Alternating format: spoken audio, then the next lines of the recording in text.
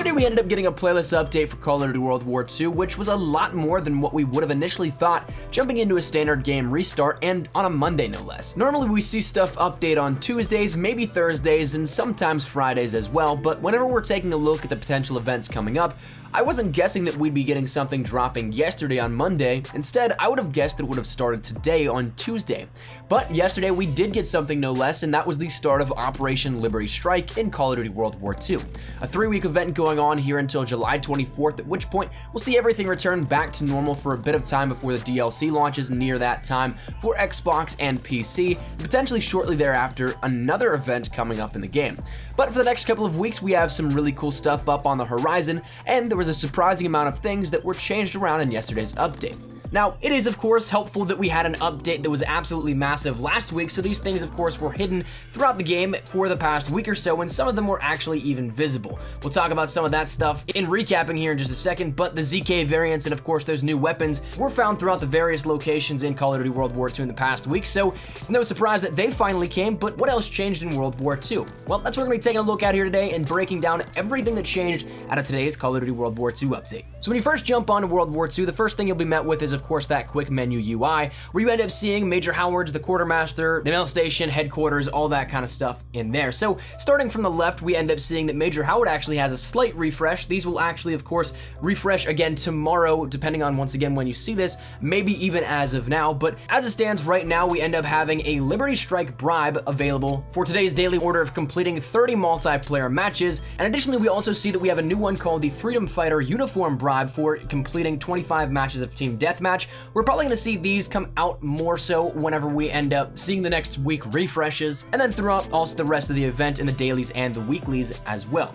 The Freedom Fighter uniform bribe is probably going to be one of the uniforms here within the Operation Liberty Strike uniforms, and then also the Liberty bribe is one that of course gives you one specific item that you do not have out of those Liberty Strike collections. So I'm definitely going to be trying to cash in on those. I would advise doing the same, but they might be tough again if they are all dailies, because 30 matches in a day does actually start to add up. Not a lot of people can do that all in one sitting. But moving on a little bit further, we end up seeing that Butcher is actually back. You can see that from the quick menu UI itself, seeing that he is now that preview image once again. And when you go visit him, well, he actually has some cool stuff that is brand new for this event as well. So firstly, once again, these will refresh tomorrow. We'll see again the PTRS go away. We'll end up seeing that replaced with the blunderbuss, but then we'll also still have a few of those normal ones probably as we see them currently. A lot of these supply drop ones are probably going to stay the same.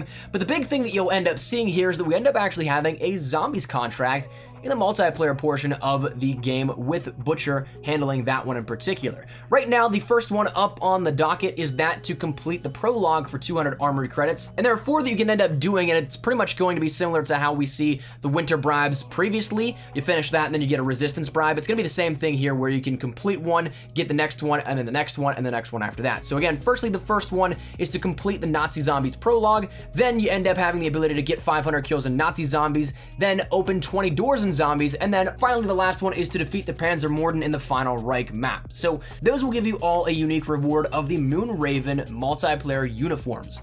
That is something that we see brand new uniforms in each of the divisions, and it looks like if you end up completing one, you get all of those for that specific category and classification. So there is the Mountaineer, there is the Hunter, there's the Survivalist, and then there is the Slayer as well. So those all of course are brand new. We haven't seen them yet in multiplayer, so definitely take advantage of those if you guys like zombies or at least want to dabble in it and get some new awesome uniforms for your characters. Now, coming outside of that, we end up seeing that there's actually a new deal going on in the Quartermaster right now, and I think it's really funny because if you look at the time remaining on it, it has over 1,000 days left on this deal. So whether it's placeholder text or they just plan on never removing this one, the Allied Starter Bundle is available right now for 800 COD points if you wish to buy that. I'm not a fan of buying COD points and buying into that stuff. I'd much rather grind things out organically, but if you guys are into that, it will give you 1 Liberty Strike bribe, plus 1 rare supply drop, and 60 minutes of XP boost as well.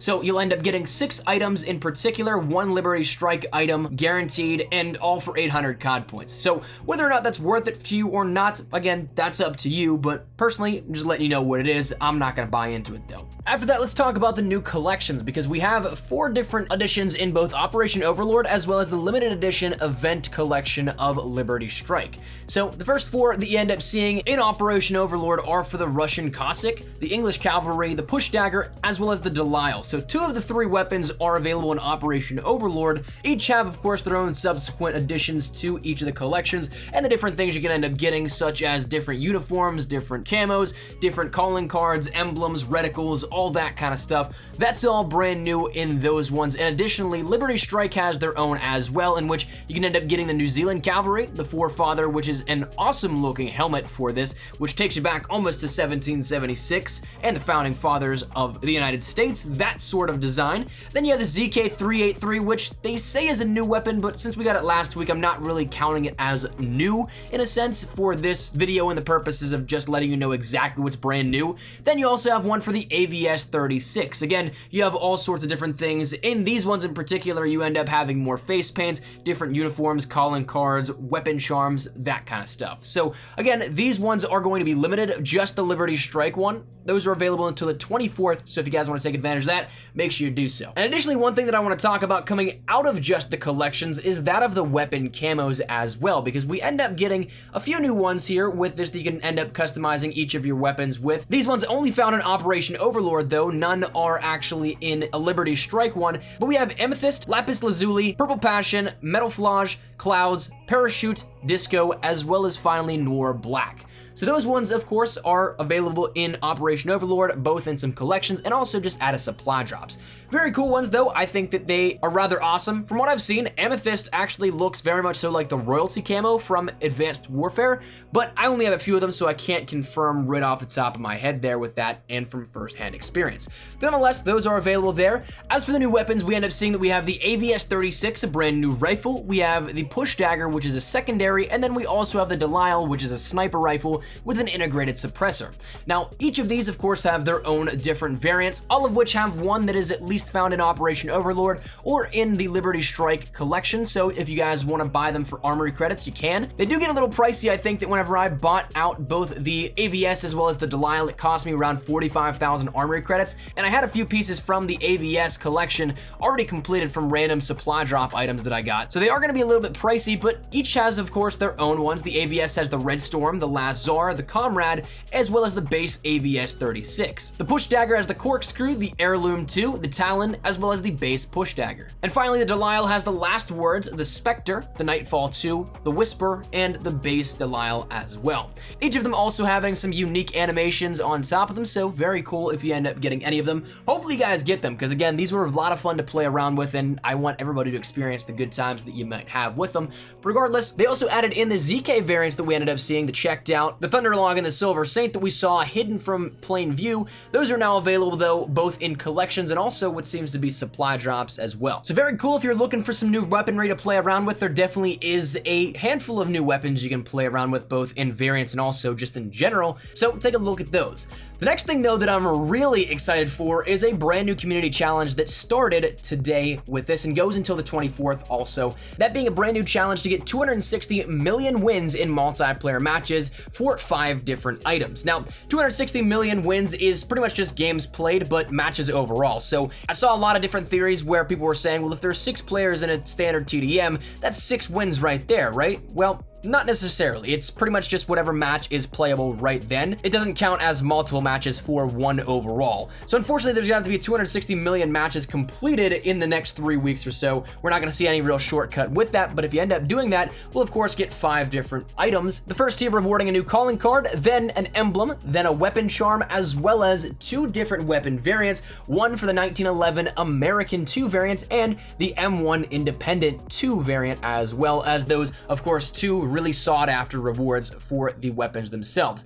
I'm super excited about these ones because, like we said, they are so awesome, I can't even get over it. Those are probably 2 of my favorite weapon variants in the entire game, and now that they're finally live and they're gonna be free for everybody, well, that's just the best of any scenario you can give me. Next thing I want to touch on is that of a brand new limited time mode here within Call of Duty World War II, one of a few that we'll be seeing throughout the duration of the Liberty Strike event. This first one being the Wanderlust game mode, in which everyone has the brand new basic training, Wanderlust. So you have a mosh pit of different game modes, but it's a ton of fun because it is everybody swapping out to random weapons. It's always that interesting engagement on who's going to get the better one in a close quarter scenario, who's going to end up getting a melee weapon when they try and switch to hopefully what may be a sniper or something similar. A lot of fun. I definitely recommend playing it if you guys have not done so already.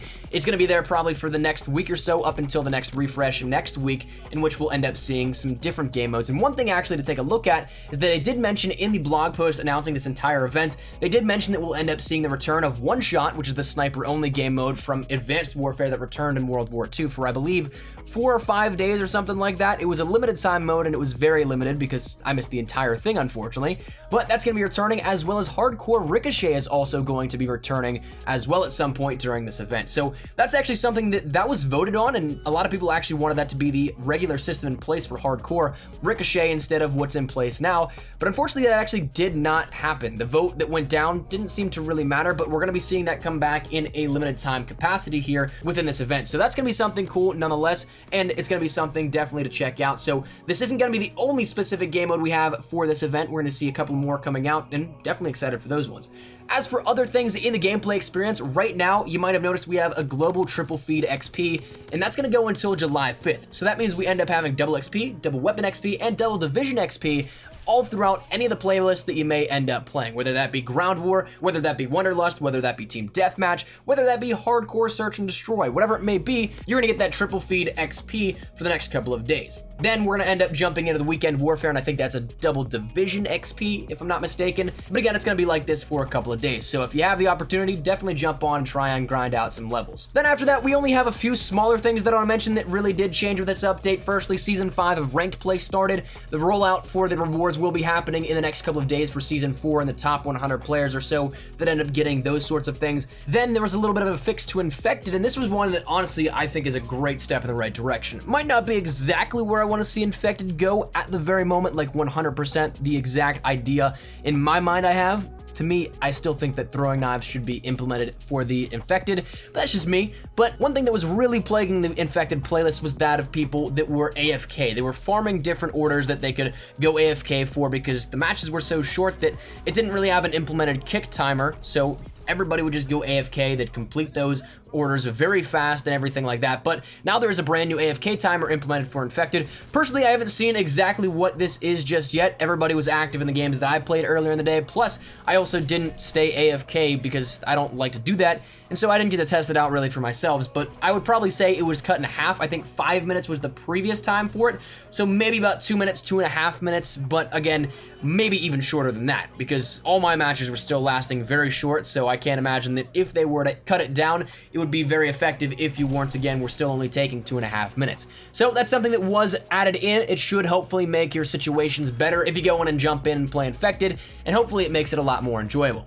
The final thing that I want to mention is that of a different bug for Cavalry being patched. If you guys do recall, last week there was a bug that allowed you to take 2 primary weapons upon spawn, but that's been since patched up, and that bug is no longer around in World War II, so that was one of the many things that, again, on a more minor detail was fixed up. I can leave the full patch notes down there in the description below if you guys want to check that out. There's a lot of minor things that, again, aren't necessarily worth noting because you might not ever run into contact with them, but they were changed around no less. Some more back-end things that really just come down to the minor bugs and other fixes that need to happen. But that said, that's where we're going to wrap it up. That's everything that did change with this update here today, so hopefully you guys did enjoy. Let me know your thoughts in the comment section down below, or is there anything that you guys caught that maybe I didn't? Whatever it may be, let me know your thoughts in the comment section down below. Hopefully you guys enjoyed the video. If you guys did, make sure you drop a like down below, and of course, if you guys are new to the channel, make sure you guys subscribe so you don't miss a single thing regarding Operation Liberty Strike here up on the channel and other Call of Duty World War II content as well. We'll be keeping you guys up to date with everything you need to know here up on the channel, so subscribe if you guys are new. If you guys want to follow me over on Twitter, that's the best place to get connected outside of YouTube, practically live on Twitter. So if you guys want to strike up a conversation, ask me a question, whatever it may be, link is down there in the description below. And finally, if you guys want to follow me over on Instagram as well, that link is also in the description below. If you guys want to follow my life and pictures, get a little more active over there, so that link is down there if you guys want to check it out. All that said and out of the way though, hopefully you guys had a fantastic day. Thank you all so much for watching. Mine has been Espresso. Take care and peace.